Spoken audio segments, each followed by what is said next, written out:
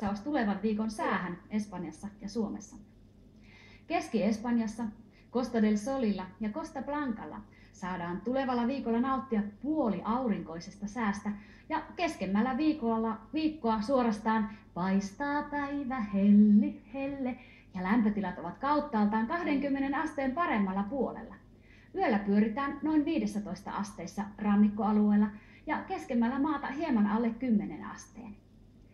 Pohjois-Espanjassa sataa ropisee koko alkuviikon, mutta keskiviikosta alkaen aurinko nousee ja paistaa täydellä terällään. Etelä-Suomessa aurinko kurkistelee puolittain pilvien seasta alkuviikon ja puolen viikon tienoilla voi tipahdella sadepisaroita. Lämpötilat päivisin noin 10 ja öisin 5 asteen paikkeilla.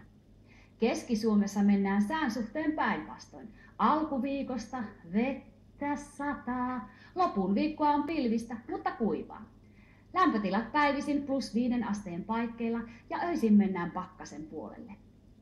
Lumi on jo peittänyt Suomi-neidon ihan pohjoisimmat osat. Tuleva viikko näyttää myös pilviseltä ja alkuviikko voi viskoa uusia lumihiutaleita neidon hiuksille. Tahkolla on hyvä keli. Tässä kaikki tällä kertaa. Radio Finlandian uutiskatsaus taas ensi perjantaina kello 20 tällä samalla kanavalla. Mutta älkää toki vielä lähtekö minnekään, sillä hetken päästä pääsette kurkistamaan Fuengirolassa pidetyn kotikonsertin tunnelmia. Hyvää pyhäinpäivän iltaa. Muy buenas noches.